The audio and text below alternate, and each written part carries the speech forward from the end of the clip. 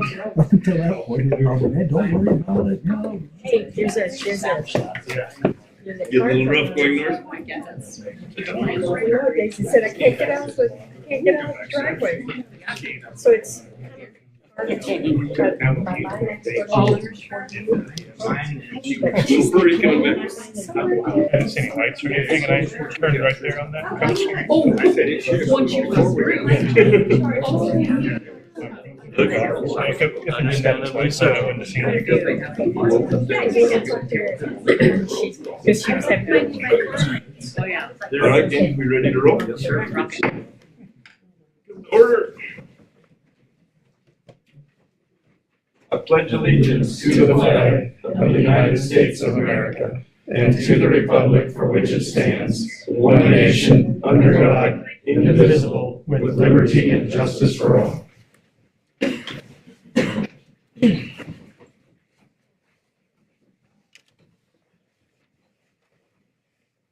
Okay, roll call. We're all here but one, and we knew about that, so we're good. Additions or accept the agenda. What is your pleasure, board? Is the agenda as we said it's still good to go? Yeah, and I'll make a motion to accept the agenda as presented. We've got a motion and a second. Any discussion? All in favor signify by saying aye. All opposed, say nay. Okay. Next up, we got consent agenda.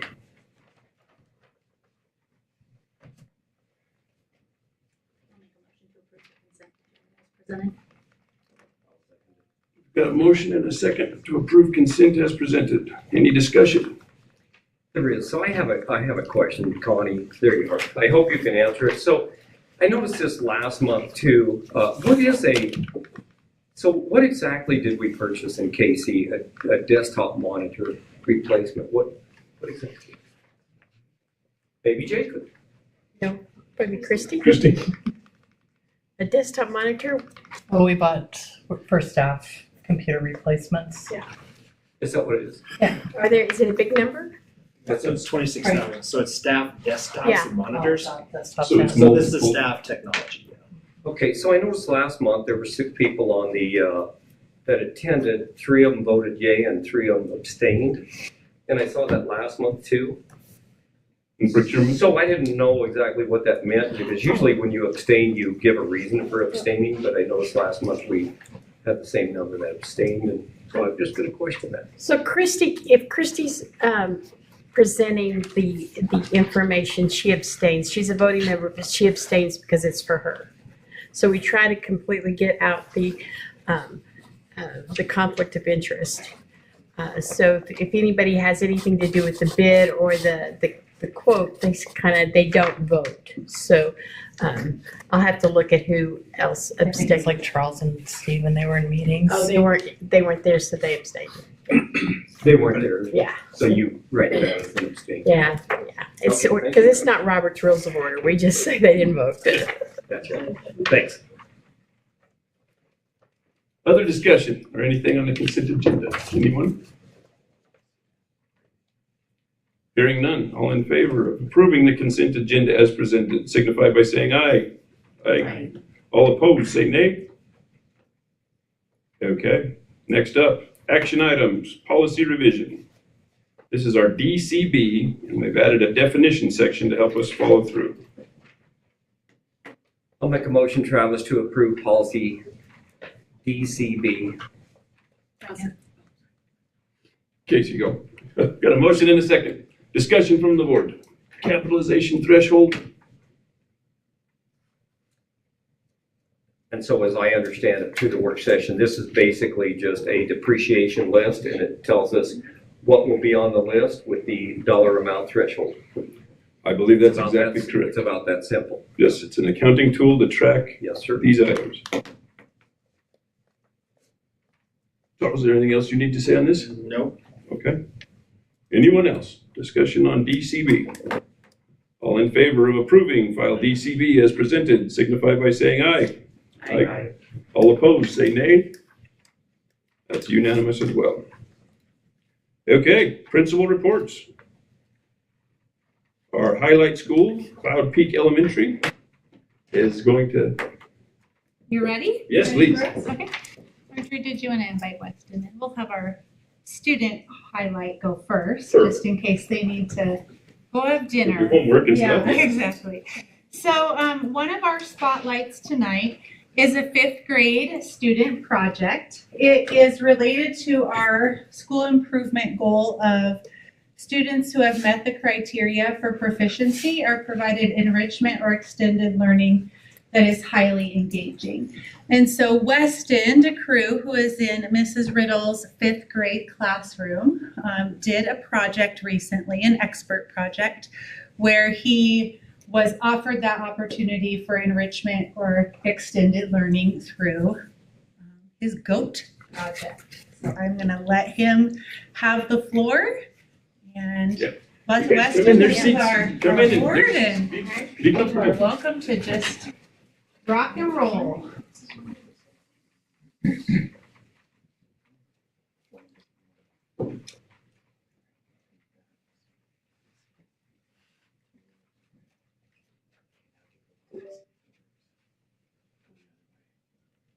There we go. There we Magic. go. There's your magic. There we go. All right, so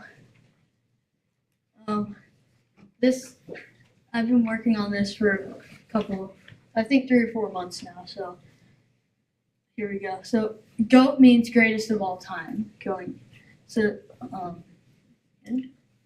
many people argue about who's the greatest pitcher in the history of Major League Baseball, but not very many actually use statistics to prove their answer.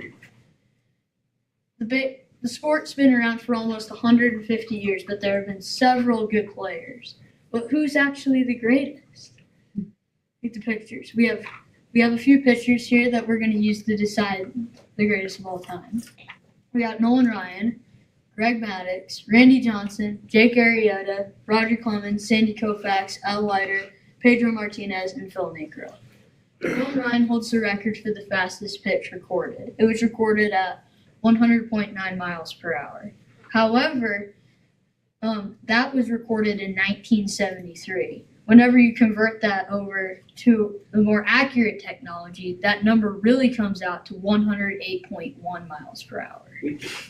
Greg Maddux is considered the smartest pitcher in history. Randy Johnson is the tallest in history, 6'10". Jake Arrieta, he didn't play very long, but he was very dominant.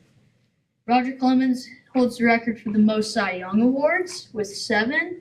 Sandy Koufax he's considered the greatest left-handed pitcher in history. Al Leiter, Pedro Martinez, that's all like Jake Arrieta. Phil Niekro had a knuckleball, which is made by throwing it like this. It's very difficult to master, but it has less strain on your arms, so your career lasts longer. And a lot of people think that. I've decided to use a ranking system to decide the GOAT. The pitcher with the most strikeouts would get a 1, and the pitcher with the lowest score is the greatest of all time. All right, so this is the statistics chart. This is where we get all the information. And on the next slide is the ranking chart, which is just this. So as you can see, we have our pitchers, we have games, win-loss, ERA, all-star games, strikeouts, walks, no-hitters, innings pitched, completes games, Cy Young awards, World Series titles, and their fastest pitch recorded. So here's our ranking. Phil Niekro had the most games played. Greg Maddux has won the most games. Sandy Koufax had the lowest ERA. Roger Clemens played in the most all-star games. Nolan Ryan had the most strikeouts.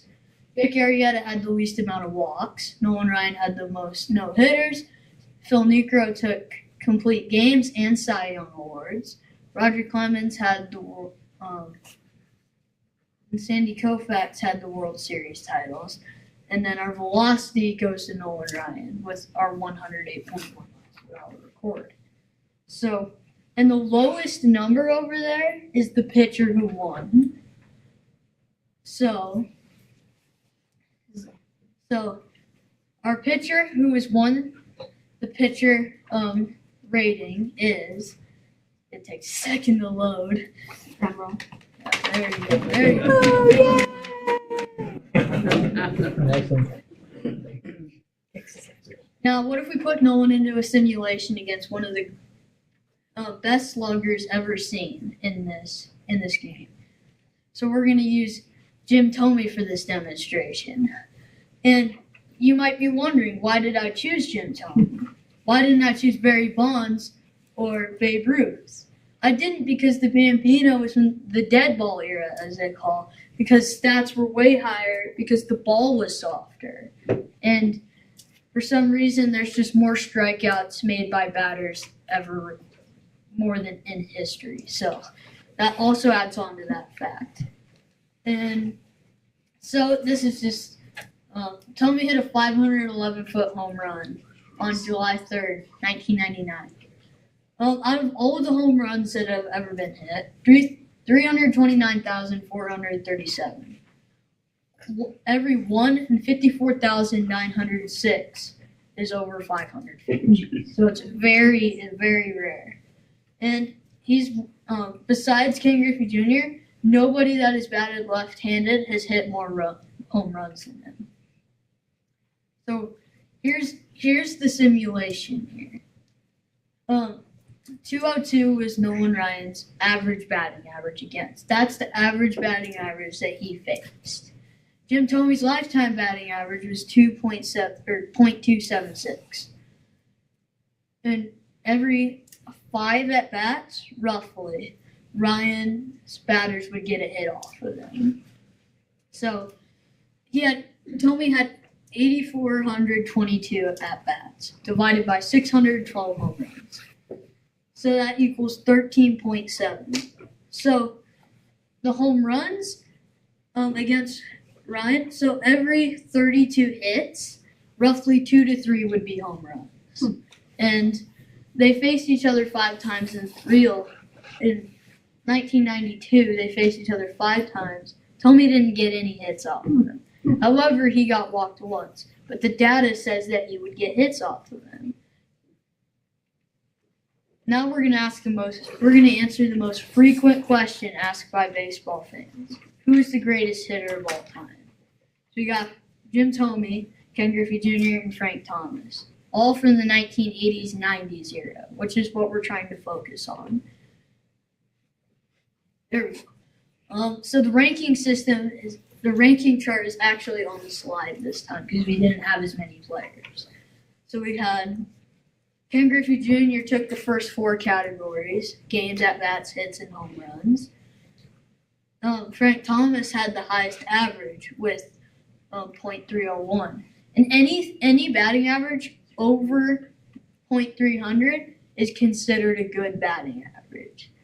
So Frank Thomas had the most. Then Ken Griffey Jr. had doubles and triples. Thome had the most walks. Ken Griffey Jr. had the last 3 categories. And then, it's kind of hard to see, but Ken Griffey Jr. and Jim Thome had the most seasons. It was tied. So, our batter, this one's a little bit shorter. Ken Griffey Jr. Now we're going to go to the fielders. This one is difficult to answer because there aren't very many statistics that track fielding. There's 4 that we can use. I think 3 or 4. There's putouts, assists. So we got Ozzie Smith, Derek Jeter, and Craig Biggio. And so Craig Biggio is a catcher. He was a catcher for the first season of his career, but then he played infielder the rest of his career. So we had putouts, Golden Gloves, errors, assists, and defensive chances. Defensive chances is errors, assists, and putouts all together.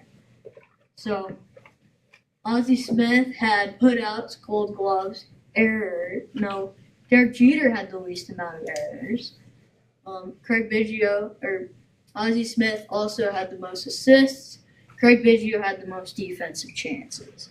So our fielder, this one was kind of a no-brainer because this one was pretty easy. Because Ozzie Smith, he was just a great fielder. All right, final position, catcher. Catcher is the most important position on the field, in my opinion, because he's the catcher. He's standing behind home plate. He sees everything: infield, outfield, pitcher. Where are the outfielders positioned? That's what the catcher, the pitcher decide, and well, the coaches decide that, but the catchers help orientate that a little bit.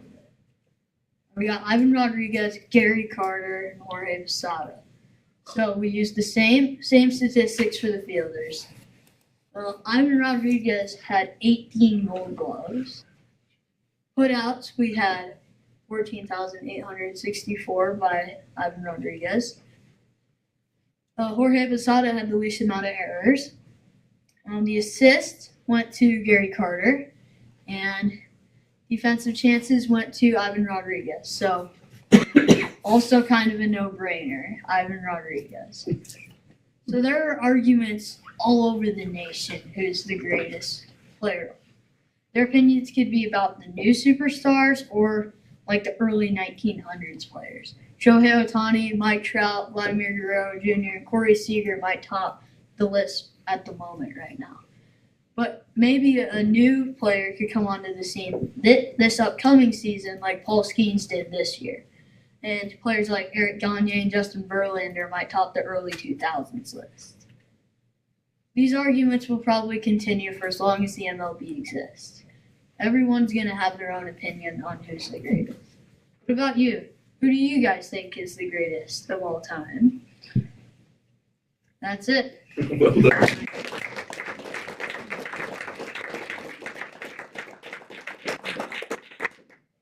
Good job, Weston. Thank you. Did anyone have any quick questions for Weston about his project? Or- Do you like baseball? Yeah. I just want to know if Dr. Miller's working on recruiting here. Yeah, Might do a data exactly. analysis. Well, thank you guys. Yeah, That's great project. Yeah. Okay, so then my staff highlight here is with Amy Pearson and Billy Ferris. This spotlight is related to another of our school improvement goals on our school improvement plan. Teachers promote deeper learning and elicit high levels of student engagement through projects, products, and presentations with performance assessments. So these two have been engaged in some professional development recently through the RIDE initiative on performance-based assessments. So I will give you two the floor for this one.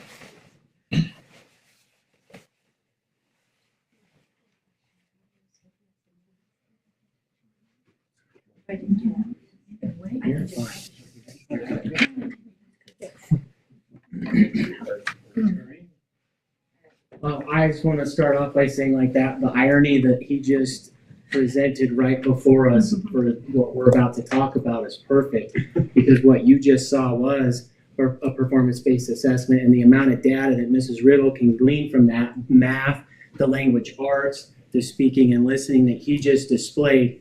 I mean, that thing was loaded. And so as a teacher, you're looking at bang for your buck, a project like that, you're knocking it out of the park, and the amount of information you just gathered from Weston's incredible. But so it leads into this perfectly. So again, I'm Billy Ferris. This is my colleague, Dr. Amy Pearson.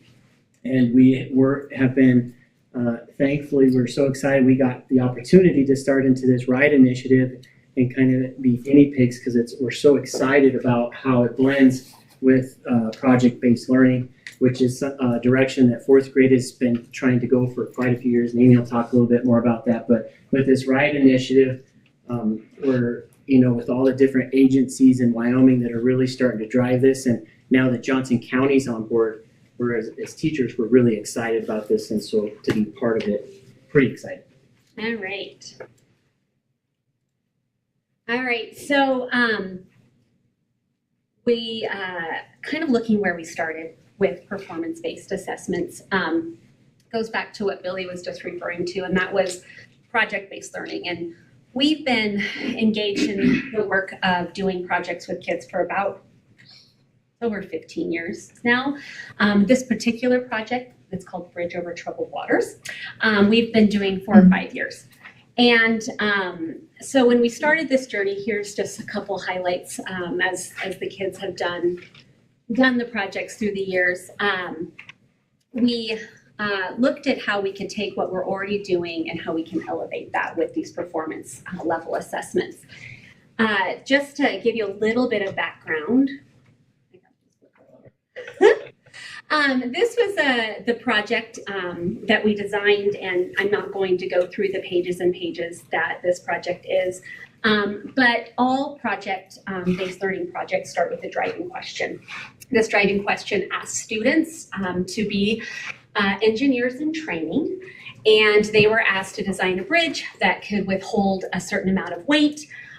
We had, I'm going to giggle and laugh because Mrs. Lambert is gracious enough to dress up as the mayor and ask the students to kind of do this project.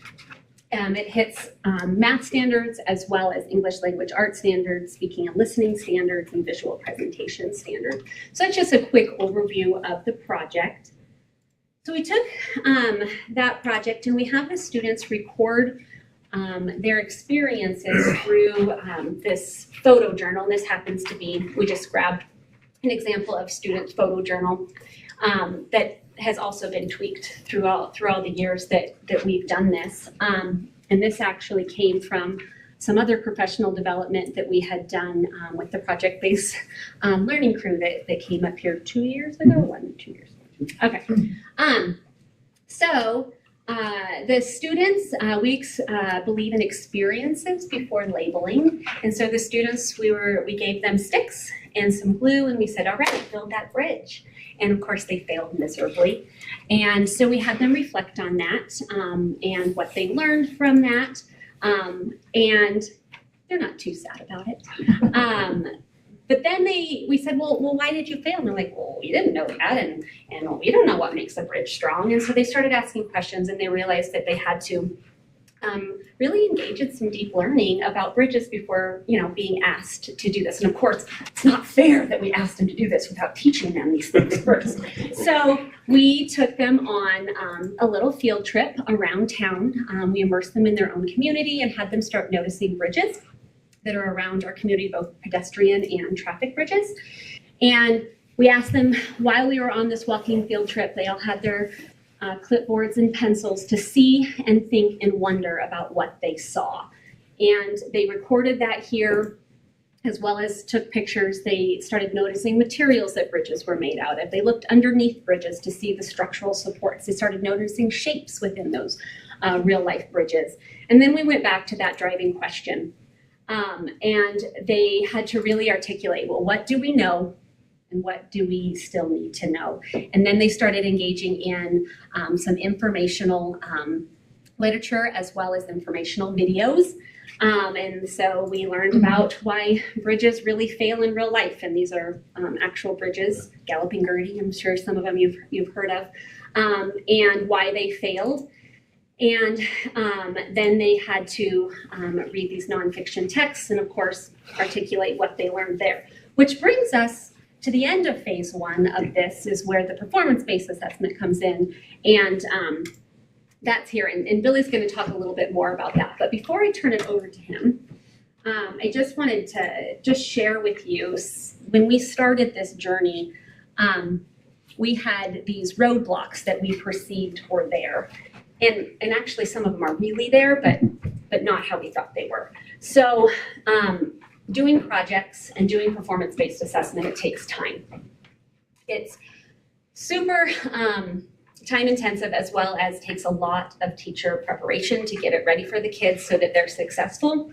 And then you have these high stakes assessments that are looming at the end of the year, and you have to get all of these standards taught, and you have to give kids multiple opportunities to get those standards, and it all has to be done within the course of 9 months. And so when you have a project that's original calendar days was roughly 22 days, and now we're adding a performance-based assessment in 3 parts onto that, we were a little panicked about if we could make it happen, if it would be worth our time. So that's just a little caveat before I turn it over to Billy.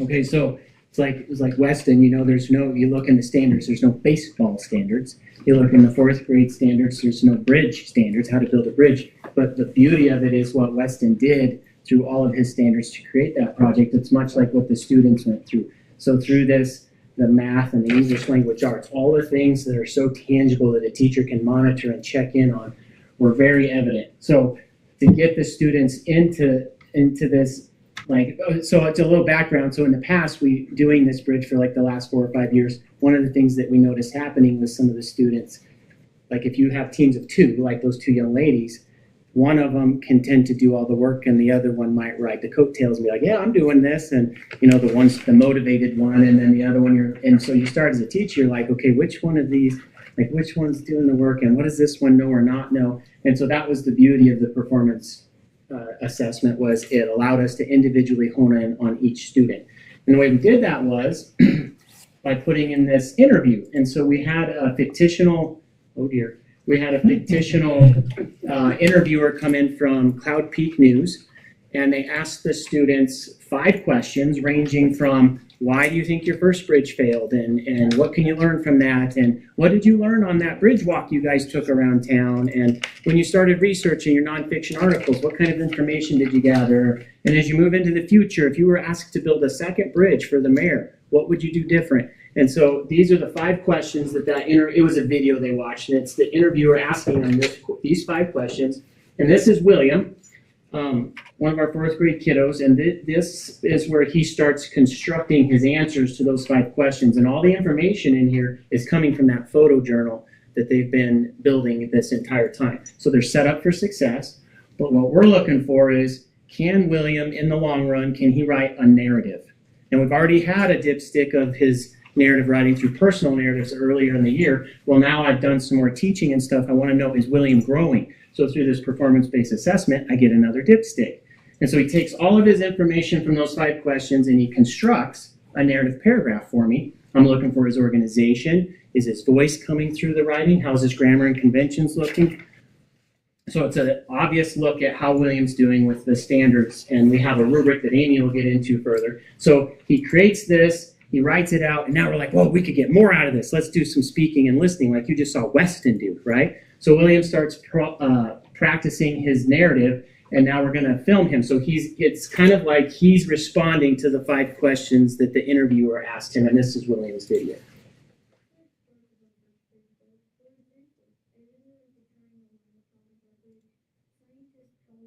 Bridge. I also liked the base of our bridge. It was strong and could hold some weight at least. I wish we knew that we needed railings, pillars, and also we had to make the bridge long enough. And we had a budget to build our bridge. I wish we would have known to use lots of what real engineers call cement, but we used glue instead.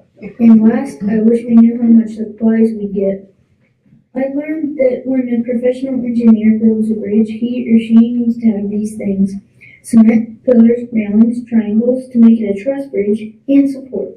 Also, the bridges are long. And also, they are big and strong. We need to make it long enough so it can fit in between 2 tables. Also, we need lots of suspension. And last, we need lots of popsicle sticks to make it strong enough. I would change our first bridge build by using more popsicle sticks, and by using more glue, and to use more pillars on the bridge. Also, we need beams, arches, and trusses. And last, we want it to be able to hold weight.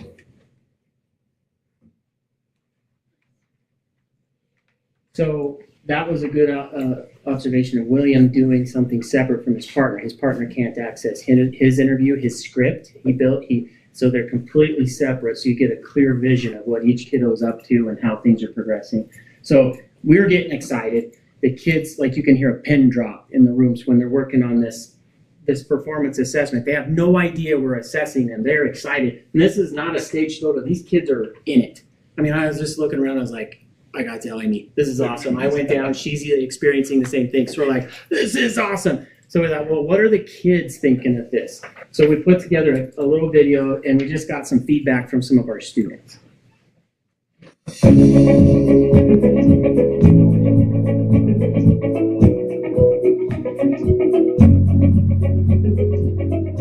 So Emma, what do you like about this type of work versus the assessments that you're used to at school? I like it because it's less stressful and Why stressful? Why is it less stressful? because it's more organized than the laptop. And what do you like about this bridge assessment the most? Probably researching. The research side of it. Does it even feel like you're taking an assessment, right? So what do you like about this type of assessment versus the kind you're used to? I like the physical bridge at the first part of it, and I also like the research that we get to do. Thanks, William. Yeah. What do you like about this type of assessment that you're working on versus what you're usually doing? I like that you can research stuff and you get to work more by yourself and with other classmates. So you get to work with a classmate on something, right? Mm-hmm. And the part you're working on right now, is it all on your own? Yeah. What parts have you been given that actually help make it easier for you? The grading rubric. The grading rubric. What part of the grading rubric was really helpful for you? Sentences and the examples, did those help you? Yeah. Thanks, Deegan. So Henry, with this performance assessment, you mentioned that you kind of like it. What is it about this type of assessment that you like versus what you're used to in school? I like that we get to do a project with it. It makes it more enjoyable instead of going through with the writing process.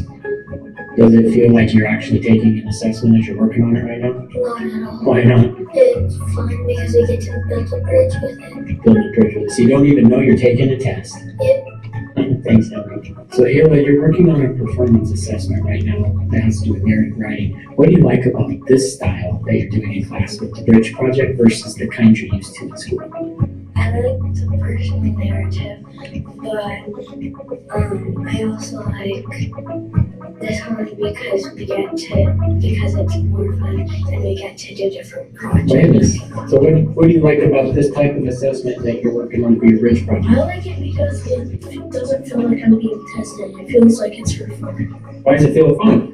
Because you actually get to make something when you're doing it. So the project along with the assessment, you kind of like that? Yeah. Okay. Thanks, Landon.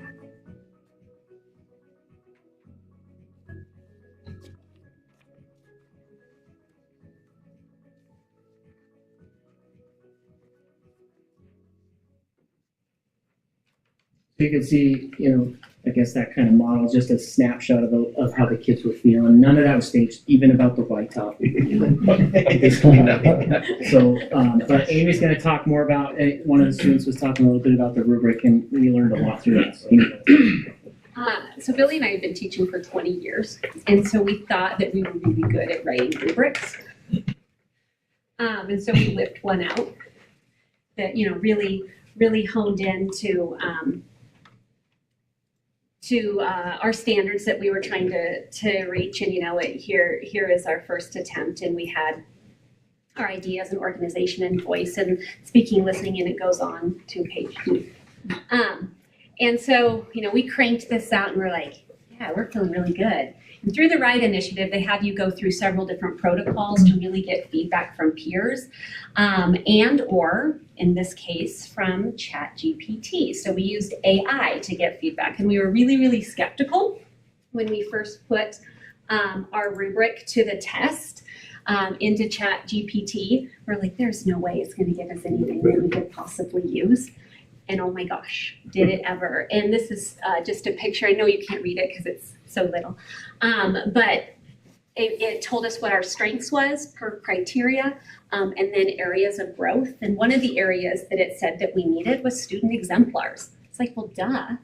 But we're like, yeah, students need to know, well, what does a 1 look like? Well, what does a 2-paragraph look like? What's a 3-paragraph look like? And so we went through and we'll skip down here. We made exemplars that we shared with the kids, and we had the students kind of grade these exemplars. And it does 2 things. One, it really aligns the students to what you're asking, gives them examples of what you're looking for. And even though some people are afraid that students will copy these, they don't. They're so immersed in what they're doing that they don't copy these, but it really gives them a really good idea. But then it also helped Billy and I really hone in on what we're expecting from students and well, what does a 3 look like and how is that meeting our rubric? So that was the first thing we did. And then we gave it to the students, and the things that they were producing, they just weren't getting to the heart of it. And we're like, oh my gosh, what is happening? And it can't come to find out that really cool rubric that we made, they didn't understand it because it was in our language and it wasn't in their language. And so we rewrote the rubric again. And that's the second one here, that the kids simplified it. And we used those exemplars as kind of anchors and came up with 4 questions that they had to ask themselves that really got to that proficiency. And it was way better than our rubric. That's what I really took on.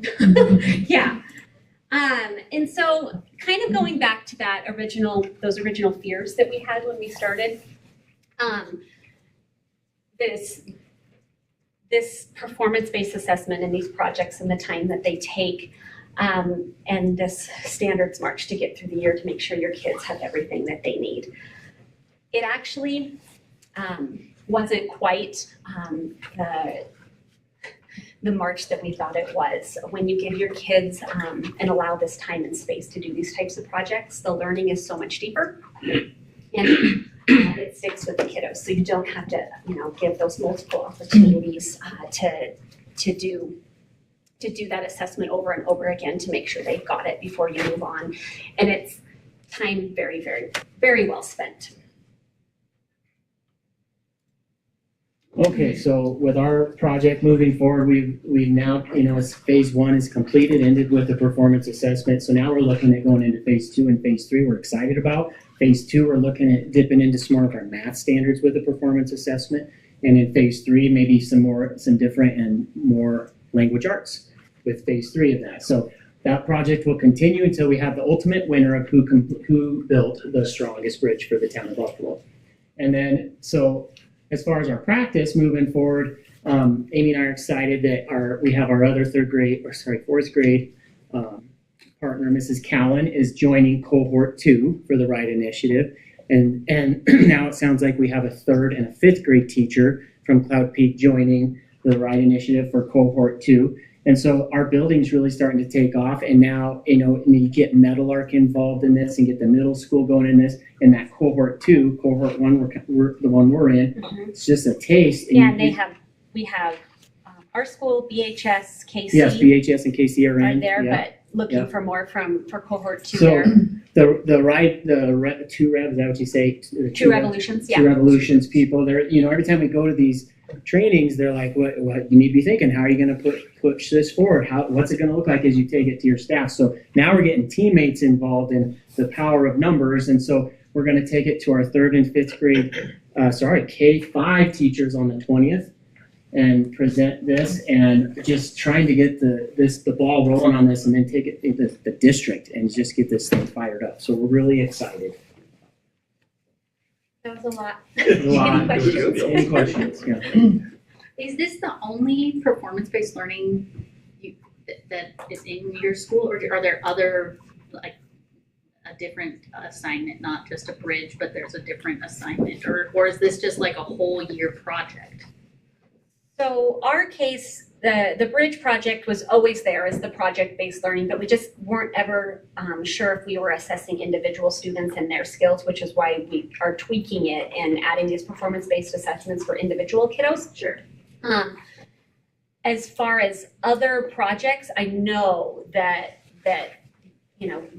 our school's riddled with amazing projects that are happening. As far as elevating it to this, using the different protocols that they have you go through to kind of make sure it's a true performance-based assessment. I don't know. If they are, maybe they are, but we don't know that they are because not everyone has been trained to know how to do this type of work. And once we do, then it's like, oh, okay, we've already got this in place. All we gotta do is take a tweak here and a turn here, and pretty soon we're gonna have what could be defined as that performance-based I assessment. Does think that make sense? Yeah, and it's amazing. The more you can do that kids think they're actually having fun at school, thank you. It's amazing. And you brought something that was real to them, a bridge. They went out and looked at them. You walked around town. Yeah. I think that is so awesome. It's things that they use every day. They walk over bridges, they drive to them, come to school, and so kudos to you guys. I We've thought had that more was awesome. parents that say, every new town we go to, look at that bridge, Yeah. and they start talking about the bridges that are. So wouldn't that it are be around. cool to be able to take them to the Yeah. Golden Gate Bridge? Oh my gosh, that'd be amazing. Field trip? There you go. No problem. Thank you. Yeah.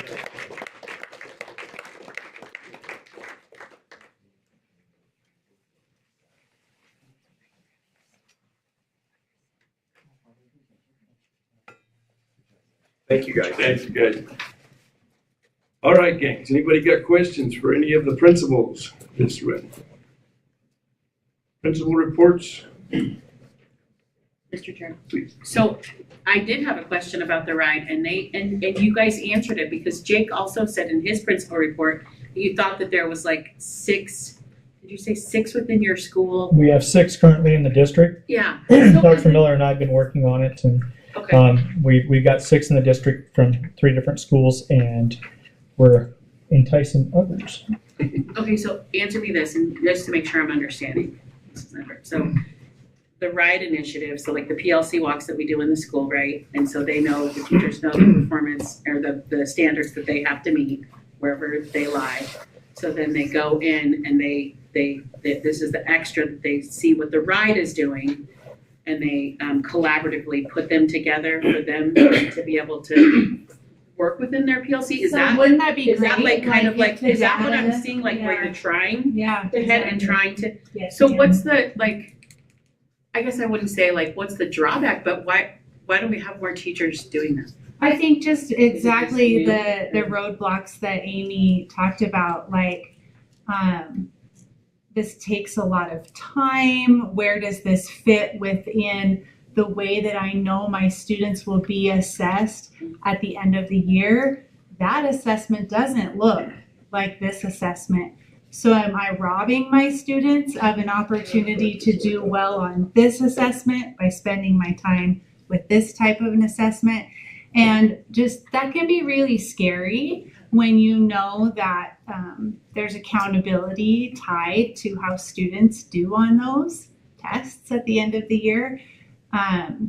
If you feel ill-equipped to design a performance-based assessment, you might not jump on board to do that. And so I think that's why this training is so important, because then if we can have a ripple effect and have a 3rd, a 4th, and a 5th grader teacher all gaining the knowledge and the skills and the expertise for how to design these, then they can help their team, and then that whole team feels confident in moving this direction, so that some of those PLC conversations about data and results could be tied to something like a performance-based assessment instead of a traditional assessment. Does that answer that? Yeah, question? it does. I got to sit in a little bit of a PLC walkthrough at Mr. Glassick's school, and I wish I could have stayed longer just because it kind of like things started connecting, and I mean anything we can do to help teachers to get it out there so that maybe they don't feel like this is what I have to make sure my kids know and be stressful for them, because stressful for them, stressful for kids, I mean just equals So to go slow to go fast is Yeah. basically the approach here. So to go slow to go fast, we're going to get it right. We're going to get it good with several of our teachers and teachers that are experts in their area. And then, like Maggie said here, it's a ripple effect of it naturally taking shape in other PLCs. And I think it goes also to what Marcia asked, which is, are these types of things going on in more than just this project? I think that there are a lot of things going on that are ripe with opportunity for more of this. It's just about, just like they experienced, Amy and Billy and Camden experienced with this bridge project, it was like, we know what we have is good. We just have to tweak a couple things to make it that much better. And I know that those are things that are going on in every grade level. It's just like, okay, now how do we elevate it with this type of an assessment piece? I like that too, what you said, Jake, about the expert teachers, because I think it was Gib a while ago. He had it in his, in your school improvement plan of giving your teachers the opportunity to go and sit and listen to expert teachers. Absolutely. And that, I mean, this is all making sense to me now. Like, it's just like coming together really well. So that's exciting to me. Good job. Anybody else? Got anything for the principals, please? I got a question for Mr. Glassy. Go ahead. Yes, sir. What are we doing, if anything, to form a bond with the high school on the middle school FFA? Well, we've had some preliminary meetings. We're offering some ag electives, and we're waiting on some guidance from our FFA advisor at the high school, the plan that they're formulating, and then if need be, the high school advisor would come to us and say, this is what we would like to see for the middle school to come in and how we can get more involved to support the high school program. So based on this past fall, based on some preliminary meetings, see what the high school would need, and then we would support from there. Thank you. Marcia, you had them. For you again, Mr. Glassick. Okay, so one, I love that you are doing the Anxious Generation book study. And yes, I keep preaching it. Please read it, people. So good. I don't know what chapter you're on right now. But have you just started this?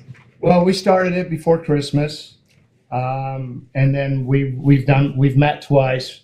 So we're in that last part of the book where, again, how does it all look in the end?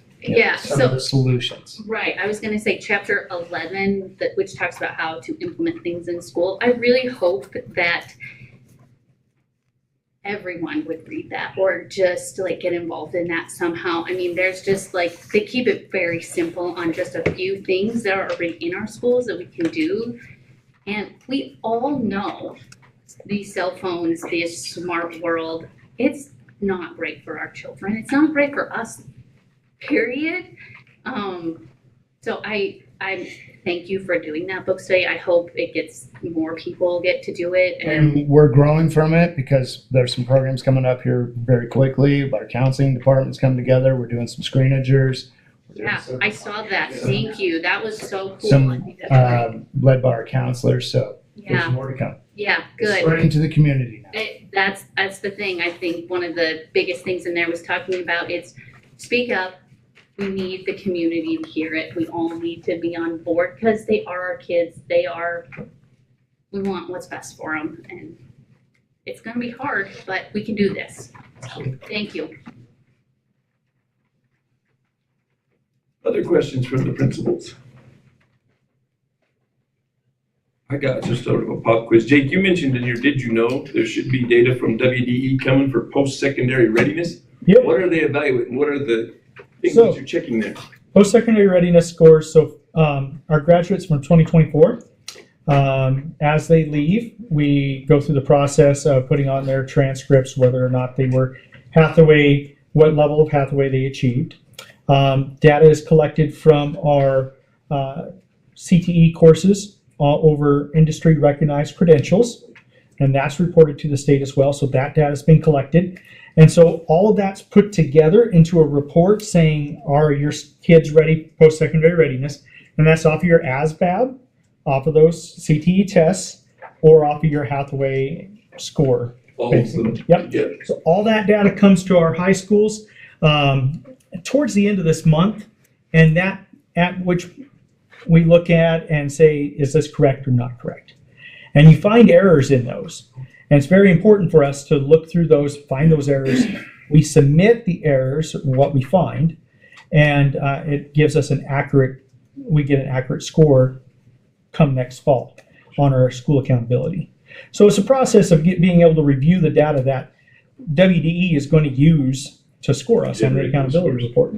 So we have that coming. That's for post-secondary readiness. We have out right now, I believe, the credits earned for 9th grade to review.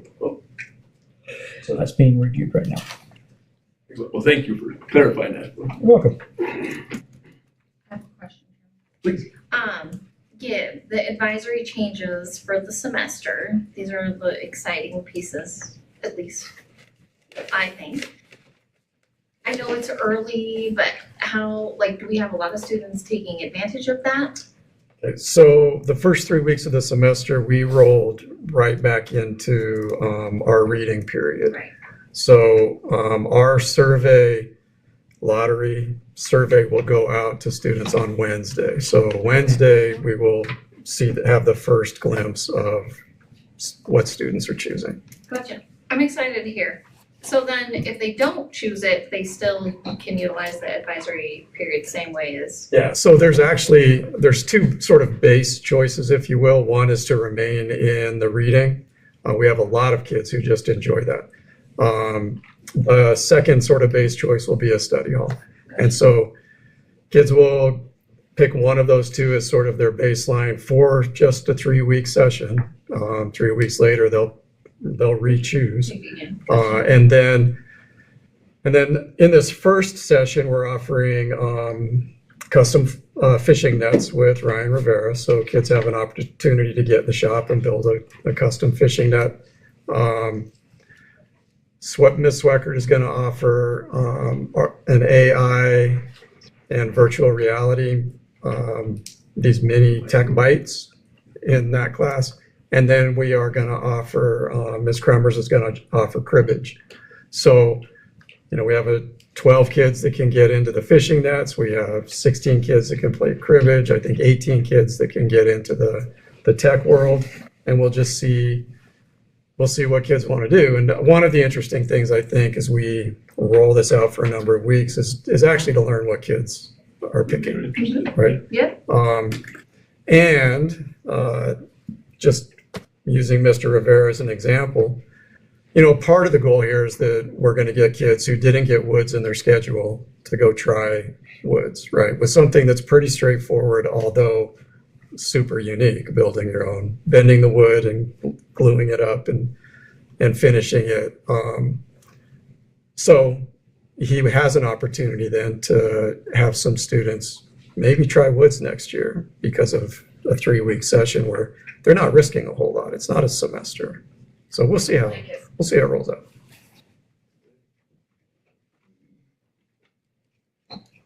All right, gang. Next up, districts opt-in reports. Questions or thoughts on the opt-in reports? If I would, John, a couple different questions. One of them is that Clear Creek Middle School, you put in what you call the JACE, which is the Java Application Control Engine, and that sounds like something that runs a coffee pot, but I'm pretty sure it is. Computer program. Right, it runs the HVAC, it's the building automation system. Okay. Second one is you guys got a new four-wheeler. You must have bought some attachments with it? Yeah, we bought a plow and some heated hand grips on it. So you no doubt plow snow. What school is that? We had Clear Creek Middle School. One that was there that burned up. I mean, it's. So what do you do with the old one? That's a good question. There's some strings tied to that because it has a title. We talked about donating it to see if VHS shop wanted it. Started asking some questions. Well, it has a VIN number, has a title. We sign it over to the shop. It's still the district's property. So if a kid takes it, does a project, takes it out to his ranch, takes it home, it's a project scooter or something, wrecks it, that VIN number still tied to Johnson County School District. So we are stripping what parts we can have because we still have in a same four-wheeler down in KC, and this four-wheeler that is done, we'll take the winch off it, we'll take the tires off it, any parts that we could use on the other four-wheeler, and we'll just store them and then take it out to Mr. Arch. Dispose of it. Thanks, John. And then one thing I didn't put in my report, and I added something today that technology department and myself are working on getting pricing and starting to build for bell and intercom system for Buffalo High School and Cloud Peak. They're the last two schools of the district to have their systems upgraded. We know that Buffalo High School started 3 years ago without bells, intercoms. So kind of priority, and want to do it while the state's going to allow us. Another thing that I didn't put in there, Mr. Ostheimer is working with Sheridan College and bringing a CDL, Certified Driver's License Program. We're going to house one of their simulator trailers at Buffalo High School, so we're putting in the power requirements for that trailer to be housed at Buffalo High School, so they don't have to trailer it back and forth, and it's available to our students. That's a great lead to a question for me then, and I'm glad you guys are doing that. So will you go to Sheridan College to do the CDL, or you'll have it here? No, you're there at the high school. So is somebody gonna, like before we had Rocky Mountain Equipment had let us use a semi to drive? Do we have? They have a truck. So Sheridan College has a truck. Oh, perfect. So They'll have to do the driving in Sheridan. So remember when you asked that several years ago, Sheridan College has bought 2 simulators now. So the one simulator is what they'll put up at BHS. We'll put a power cord in, but part of whatever that grant is, they also bought a truck. So I think, yeah, they will have to go to Sheridan College to do the actual driving, but the simulators will be at BHS, and we'll plug it in up there. So that's. I think that'll be a great addition to the high school. And if you guys get an opportunity, I would invite you when it's there and they're using it, to stop by and see it. I went to the parent meeting for the students that were interested in it, and they let the kids get in there, buckle up. It's real life. That guy back there running a computer, you start out dry, you go to rain, snow, to deer, the whole thing shakes. It's a very nice setup. It's going to be great for the kids. Can we use this as a recruiting tool for transportation? If this thing's real fun, maybe we can get somebody to drive We've a already bus. thought about that, Okay. so we're thinking about what that could mean for the training piece. But if you see the members of the Sheridan College Board or any of those, I would say thanks to it, because that, we planted that seed a couple years ago and they were able to find the money to do it, and this is where we're at. So Dr. Treiman and I had that conversation 2 years ago, and he made it come to reality. So that's a huge win right here. So And I spoke to what's his name, Jason Bennett? Not Jason Bennett, I'm sorry. I'm the old band teacher. But anyways, the head guy, the instructor. Because we, in the maintenance and grounds part, we have a semi, but we don't have a CDL holder. I talked to him about possibly getting one or two of our people enrolled in the class at the same time as the students. And they were very open to it. I just have to talk very nicely to Miss Gay over here and figure out how we can get that ironed out. Make that work. Yeah. But it's a great opportunity. So John, once they get done with this class, okay, they'll have a CDL license and they won't have to pay $8,000 No. for the training. The students will not. Yeah, students will not. Yeah, that's great. The only thing the students are Well, they required. can't come out with a license because don't you have to be 18 to have a CDL? So we only have one student who is not currently 18, but will be. So they will all finish with a And license. the only thing the kids are responsible for in the meeting I went to is the physical, just some minor things. Like $200 if that for because my son's actually doing the class. But they were telling us, they were great with the kids. They laid it on the line, told them how choices, being 18 years old, could affect their future with that CDL. Talked to them about Linden Transport out of Alaska. They're hiring 18-year-old kids to go up there to work, and they're doing the tankers, the duals, hazmat. Up there in Alaska, Yeah. A lot of people in seats quickly. California's not allowed something like that anymore. Mr. Judge.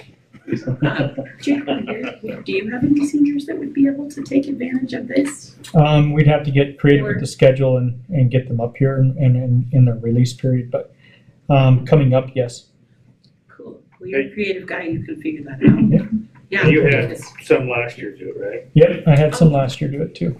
Oh, good. On Midwest. Possibly, yeah. I mean, our senior schedule's more or less set, for this last semester. But yeah, I mean, that's something that they'd definitely be interested in the future. Sure, an opportunity they could consider at least. Absolutely. Anything else for the ops team? I have a question, more of like an idea, I guess, Bill, this is for you, reading your report on traveling to these games and how stressful that can be. That's early that these kids are leaving and it's long roads and parents hate driving that far. Is there any way, and I know maybe you would know, maybe this is more of a Ryan question, like, when we had fires in Sheridan, there were football games played where you compromised and came to a different town. Does that work in Wyoming ever? To like say, hey, you're from that end, you're from here, let's meet in Casper. Well, that is definitely a Ryan question because that's the scheduling from the activity side. I can tell you that Ryan and I sat down this afternoon and we had a nice meeting, and we were coming up with some of those creative ideas how we can bridge that gap with those early travel times and things like that. A good example would be our speech and debate team Friday went to Gillette, then traveled back home. They arrived back home 10:30, 11 o'clock at night as well. Ryan and I had some great ideas. There's a lot of factors that come into the scheduling. One of it is the officials, getting those officials at those venues, getting the scoreboard keepers, even all that. The venues there's other things that are going on. Our middle school uses our high school from time to time, so sometimes they're overbooked. There's so many activities and so many things going on. Yeah, it would be great if we all just decided to stop in Casper on the weekend and play our games and come home and everybody travel to a central location, but unfortunately that's Wyoming. And we've been doing it for years. We've been going all over the state, and we do it successfully. We are really fragile right now with our human resources. Dave, you talked about 50,000 drivers in the United States. I'm not sure what the number is for school bus drivers, but it's even more. So our crew is strong. They're doing a great job. As you saw in my report, I think my highlight that I wanted you guys to see out of that was there's going to come a day when we're not going to be able to do it all. And we're going to have to prioritize which trips get to go. So the community, the parents, the kiddos that are left behind that don't get to go, they need to understand that it's not because of a certain choice or a dislike for a certain activity or a venue. It's all going to come based on to when was this put in? Is this a culminating event? Will this affect further activity down the road? And things like that. And that decision will be made, by a group of us, and not lightly either. Knock on wood, we've been able to be successful and rescue it and move through it. But this coming weekend, we have every bus available in the Johnson County School District will be on the road with every available driver. Okay? And that's our light weekend. February 1st, we're doing some pretty amazing things. We're bringing in some substitutes. We're having some teams get in with each other. We've already talked with different venues to get some things to happen. If we can see that as we move down the road.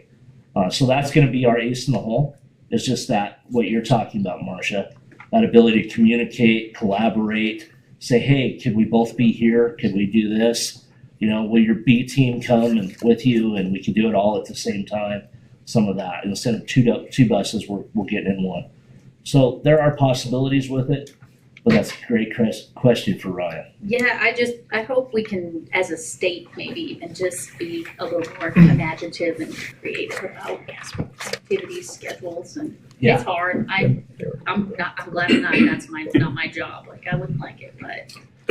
One of our drivers went. I'll speak to that real quick. It is complicated. You start having central locations. You take away home field advantage or homecoming. It's kind of like when you try to schedule a tournament at somebody else's place. You have to go almost be 2 years in advance because most of those people have home events happening on the same night on a Friday night. And then it's the number of referees, and then if you have to pay referees to travel from across the state. So it does get very complicated in what that looks like. But yeah, I think even moving the state championships in football to one location after 3 years, everybody's okay with it now. But right out of the chute is those towns lost that hometown advantage of, top seed getting to host a state championship game and taking some of those away. So we'll take some time and we'll take some collaboration of what that looks like. So, but just to reassure you, Marcia, topic has come up before. I'm sure, yeah. Yeah, it has. Mr. Chairman, Bill, if I can, I saw you have a student that comes in and doing a little mechanic work and whatnot. Is that something that's advertised there and you have more than just one student interested? I think we have another student that is going to be interested through the special needs department. They were looking into how they can make that work. That was just a flat phone call that I got from Michelle Dahlberg right before Christmas. She says, hey, I've got a young man that was really interested in becoming a mechanic. We want to keep him focused, keep him going. Would you guys be able to, mentor him for one class period? It's a short class period, so we got about 40 minutes with this young man. But we, my team took that on. They just thought that was great because, two of my mechanics they only have high school diplomas, but they have 30 years of experience as mechanics. So they were like, yeah, we really want to take this kid and help him out. So we've been doing some different things with him, and it's been awesome for him. Wish we could have him longer, so that we could get more done. But it's more than just pushing the broom around. Those guys are doing some light body work with him the other day. We had him mounting some tires, some different things like that. So it's been a neat chance. We talk about a shortage of drivers and stuff, shortage of mechanics also. Well, thanks for doing it. Yeah, great creativity. That's really neat. Anybody else? Ops team? All right. District admin. Mr. Super, you want to kick it off? Sure. So first thing is my apologies. I think you guys seen that letter. The counselors are doing that movie night in relation to the book that you're talking about. So super excited about that as we kind of move forward. For me, there's a lot of stuff in the report, but I think the key focus I want to talk about is the Power School breach. Just kind of give everybody an update with where we're at with that. So this was nationwide in Canada, as we kind of explained before. We're still doing updates. Strongly encourage everybody to go to our website where we'll post all that information. I think we're very fortunate in Johnson County and maybe in the state of Wyoming. There were school districts over 90,000 social security numbers that went out into the web. That is not Johnson County School District number 1. So as we kind of process through that, Power School, Richard James was on site. We've segregated some of that stuff. Our data goes back to when we first started, which was 2000, and kind of just continuing to work with Power School in the state of what that looks like. But again, they're not in the system. We're kind of trying to figure out where we're at. We do know the data piece, and if there are critical pieces of information about any individual, we'll contact them individually because I think it's pretty minimal for us in Johnson County. Okay. Yeah, that consumed most of the tail end of last week. So yeah. And I see, Christy, there's another meeting when? Tomorrow? Yes. So there's another meeting with the very high level people tomorrow. Okay. Other things from the board? Questions? So, Mr. Chairman, Connie, if I could, so I didn't really understand, and so I'm going to have you help me with it.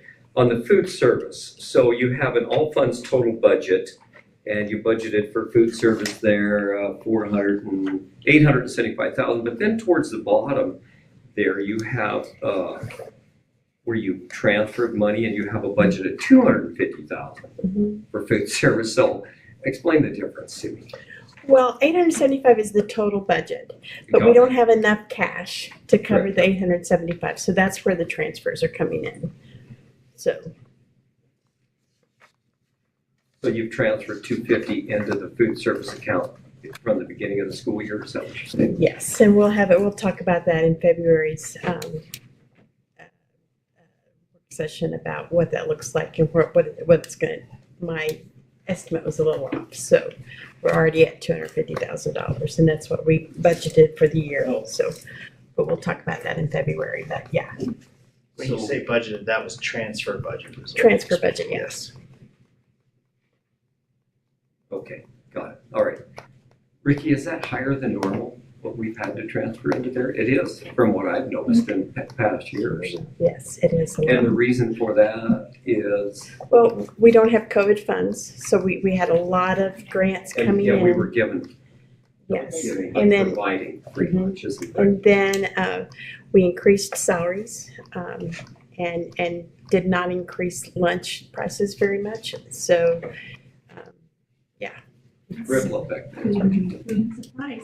I don't think that's great. They have Food costs. Yeah, the cost of food exchange. Everything. Yeah. Wherever you're at.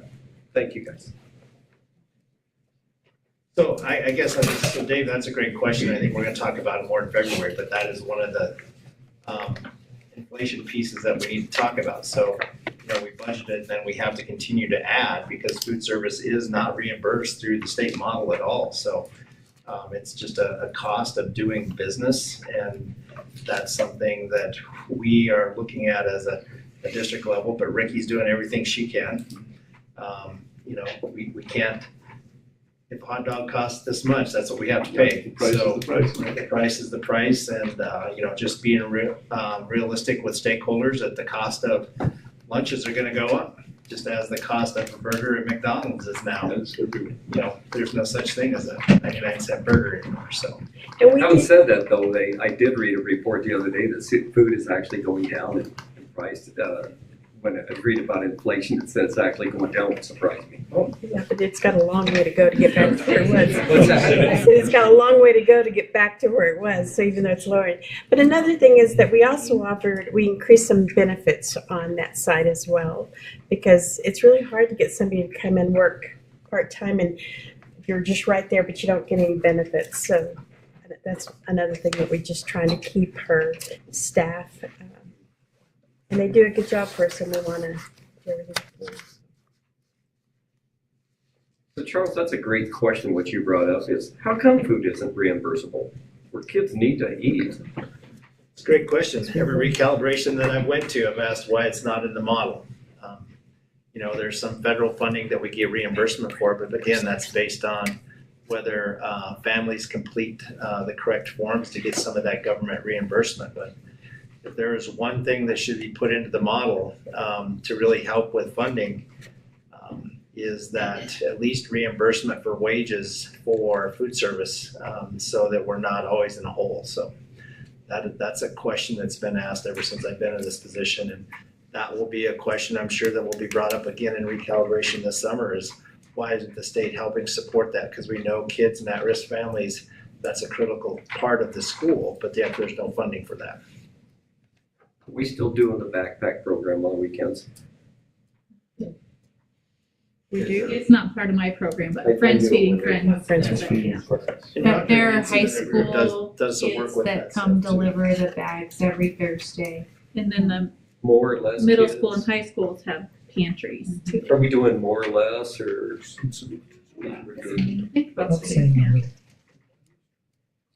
What's the backpack program? It's a program to supply at-risk families and stuff some food for the weekend. Oh, since school's not in session. Yeah, just over. Okay. That's also part of what the parent liaison does, is connecting families of need with different resources in the community too.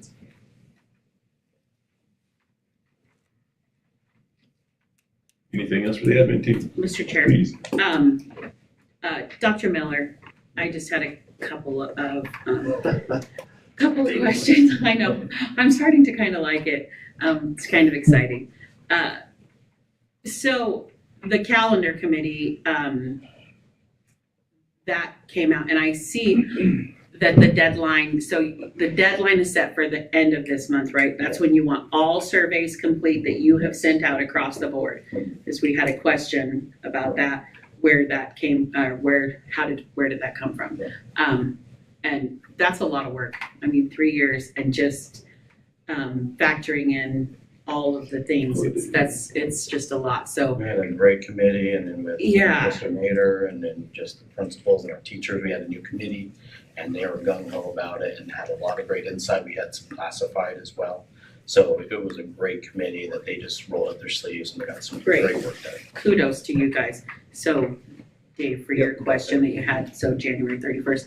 Okay, so then my other question for you is, could you give, so for the curricular resource identification, is that just like how everything's on a schedule? Like, so like science is on a schedule, math is on a schedule. Is this just, is the physical health, fine arts and performing arts, is it just that time for their schedule to come up? Yes. Because I was, we were looking, I think it was in Gibbs report and in Charles too, the PE credits. And so, I'm assuming. So the credits and the resources are totally separate.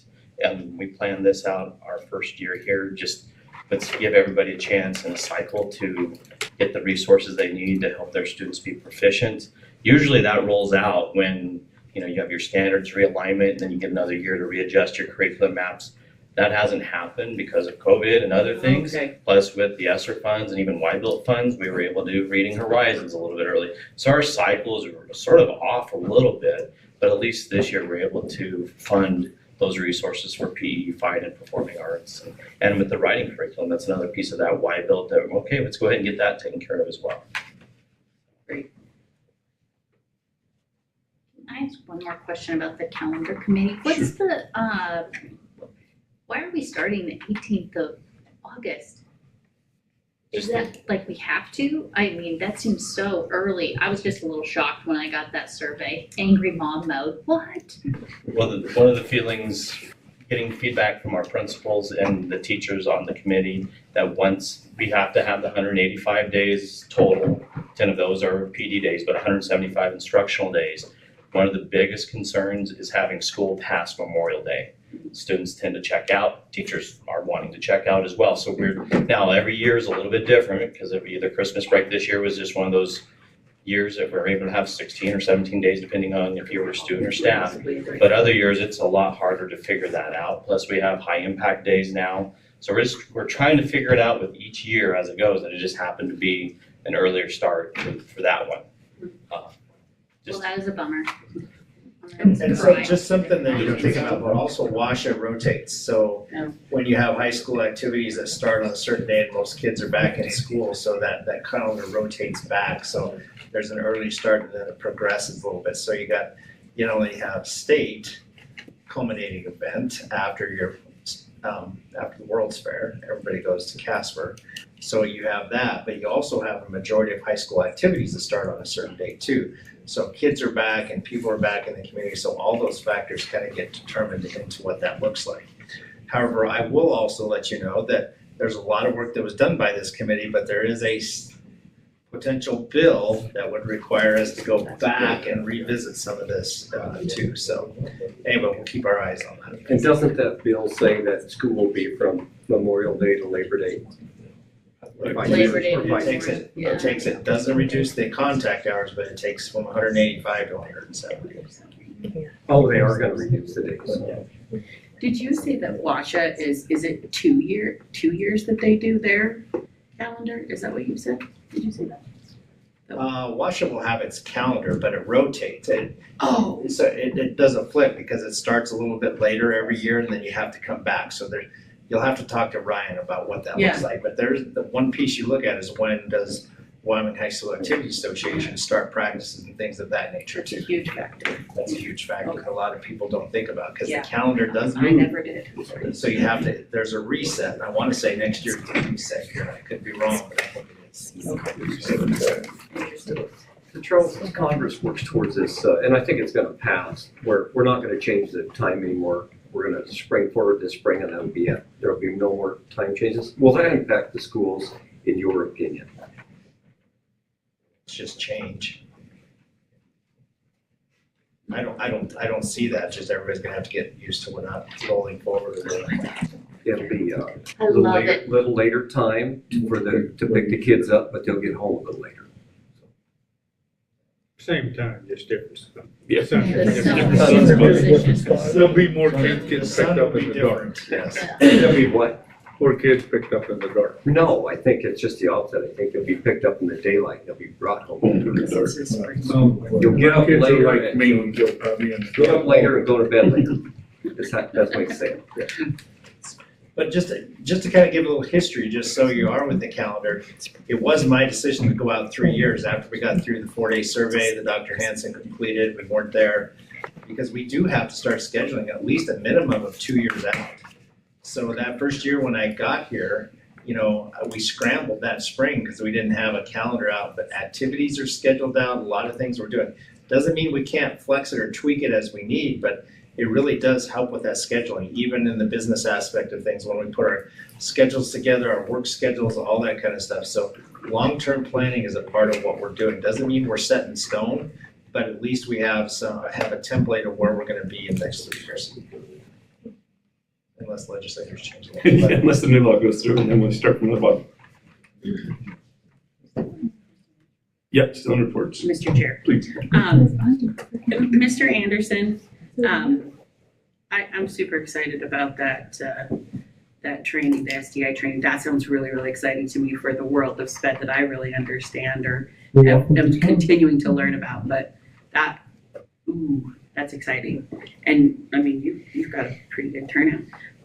My question for you, and you can comment on that too, but my question is for you, can you give us the explanation? I like that pie chart and I like that you explained everything. You kind of broke it down for us, what every disability is. But what's the difference between the primary and the secondary? Well, thank you for asking that question. It's just, I mean, it's where they are, I guess, at most need as they do the assessment piece. What is the most critical area that's probably causing that student the most struggles? Okay. And the majority of the kids have one area that they're qualifying in. Some have a secondary area as well. So you might have a kid that has primary speech and language, but there's then they're identifying something else. With that, maybe they get some occupational therapy assistance. Okay. All right. And you are welcome, all of you are welcome to come to the SDI training. It was pretty good. So the teachers have been talking that it's really pretty good information. So yeah, I would love to show up at some point. I'll chat with you. All right. So, are we good, Mr. Chair? I believe so. Well, I'm gonna break the news. I would strongly encourage any of you to watch the curriculum video if you have not. Dr. Miller, I'll let you tell them about that video. Full transparency. That video wasn't me. It was an AI avatar. Oh, no kidding. So that wasn't me. It was. So enjoy. And my board report was ChatGPT to initially start it, and then I transformed it. So that whole report was not necessarily me. It was generated GPT with the report, but the video was not me. Oh no. You didn't get me. I knew that wasn't you, but I didn't know what that was. I was unsure, and I kept I think I watched it 3 times because I was like, hold on, and just but then I'd watch your eyes, and your eyes would go over, but then you'd look back at the camera, and then it looked like you were looking at the screen. But I know how you talk. That was, you got me, but So the app is Hey Jen, so you can try it yourself. Who is it? Hey Jen. In fact, they have the CEO talking about this product that you can have your own AI avatar, even the Santa Claus thing too, but let's not go there. But he said, watch these 2 videos and tell me which one is AI generated. And here I am trying to figure it out. And lo and behold, both of them were AI. Well, and I just didn't think either because sometimes like Jake's room, I know that's not your room, Jake. No, it is. And so but that was your room. So I was trying to figure that out. I was like, what the heck? So what they do is they have you record, I just talked about golf and chess and spring break. I talked for 2 minutes and then I uploaded that video. And so they keep that same background with the bookshelf and everything. And then I typed in the script that I wanted. And so then they used that, I guess, that preliminary video to make my mouth move. Again, it's not perfect. There's some, robotics in there. But, if you don't really know me or that person, you can get away with it. Yeah, absolutely. Or you just leave them All right, wondering. that's shocker for the night. Yeah, great. All the principals now gonna do theirs this way. Now we got an easy out, done. Yeah, our reports are easy now. Okay, last call. Anybody else district admin reports? All right, board level reports. Rec board. We didn't meet last month. We didn't. But tomorrow, we'll set the calendar for this year, and then by next meeting, I should know when the deadlines for grants are. Excellent. BOCES. I don't know if there's anything to report there yet. Say there. I just got. So Craig can. Yeah, I found out that the meetings are the fourth Thursday, so it's the 23rd. So the meeting, they're virtual. So yeah. Who took Jan's spot? Benito's going. And we asked Craig to be our member to get him in contact with those folks. So we sort of changed that one a little bit. BOCES. Nothing I'm aware of, Charles. I'm not aware of anything either. Haven't seen none come across. Other than we're hosting the. Right up. Okay, from the board. Anybody got anything they want to bring up and discuss? So you asked us to write these questions to ask the principals. When is that gonna happen? Oh, I thought that was principal reports. Oh, I thought we were going around and we had to ask each different principal. No, I was just gonna have you ask them during principal reports. I Good wasn't job clear for on that. doing your homework. Ask away. Oh, God, here we've got these You ready to run? questions, yes. All right, well, they're still here. Fire away. Yeah. See, and Maggie, I already answered yours because mine was, and I want you to look at that because we're talking about it. I was going to ask you, has AI affected students, learning, or staff? But I got that answer tonight. Yes. By Amy Pearson and whatnot. They did use AI, and but how about kids? And quite pleased with the feedback that they Oh, got, even absolutely. when skeptical. I'm not sure that we've really They're a little young, that school. into the how students can use it in a way that helps them at our level yet. And I know that question is probably better suited for maybe Gibb or the higher. Any of the high schools. grades. So, We do have a representative. Brandy Sullivan is our school representative on that AI committee. And Julie Snyder does quite a bit of professional development and just her own interest in it. Will research a little bit, but as far as using it on a day-to-day basis, I don't know that we've really gone down that road quite yet. So I did do my homework, Excellent. because that's what you told us to do. Yes, very good. Thank you. And I know Marcia did too. Is there anybody else? If you got questions for principals, by all means. Get them all hit other than that? All right. Ops team next month? Ops team next month. I enjoyed that. Other thing, you just got volunteered. We'll do principals. I just got the look. Anything else from the board? Other topics we need to discuss? I can't think of anything. Anybody else? Okay, reminder, February 7 and 8, the board training. We're gonna be at Cloud Peak Elementary. It's an afternoon and a morning. This will be the culmination of our book study Absolutely. So let's go back to the beginning of February. So February 1st, 2nd, and 3rd, we'll be in Cheyenne. We'll come back to a work session, and then we will we will end the week. So we'll end the week with the Covey training, which will be Friday evening and Saturday morning. Please make sure you've reached out to Heidi for all those events, traveling to Cheyenne and for the study. And then also at this work session in February, Parent Liaison will be presenting in February, but also Mitch Kraft will be one of the main presenters for the work session that Wednesday. So Travis, I would ask you as a board if specifics, if it's gonna be PLCs or it's evaluation system, but we are gonna be doing some windshield time with Mitch next Monday for PD, and he kind of wanted to know some details. So maybe you and I can talk a little bit about that as the rest of the board kind of gives you some key points. But his training initially was about PLCs. And I know Dave and some others have asked kind of about some evaluation pieces, but he's getting ready to set his presentation for February with you guys. Okay? If you guys just want to email back and text, we can pick the subject, but both of those are things we could certainly learn. Or I can just create a document. You guys just can throw things in, whatever you want. Yeah, that's fine. Let's do that. Okay. All right. Now, the Friday one, was it initially a Zoom one? I thought. The Covey training? Yeah. No, the Covey training is not a Zoom. Yeah, I thought I read somewhere the first night was, but then I knew the second day was here, the middle school. It will be in Cloud Peak. Excuse me. But if there's something we can do, we could look at. Yeah, I just, Quick turnaround. Yeah. Well, I just work stuff, I've got it. Yep. But we can look at that because there might be some others, so, okay. That's gonna be a long one. It's 5:30 PM to 8:30 PM. See, the principal, he doesn't even give us a day off in the week.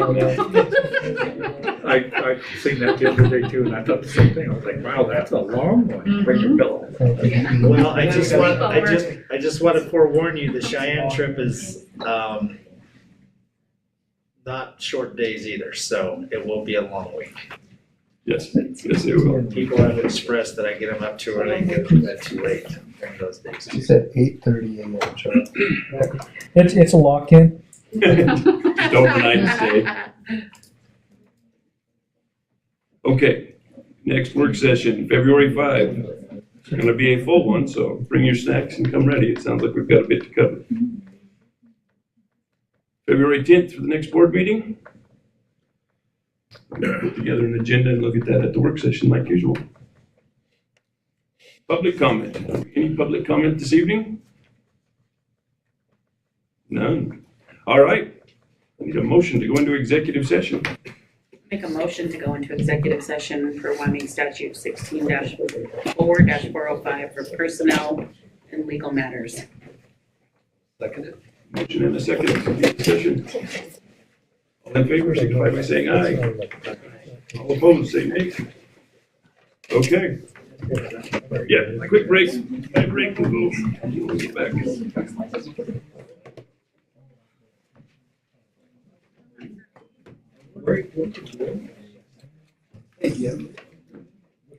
Wrestling tomorrow in high school?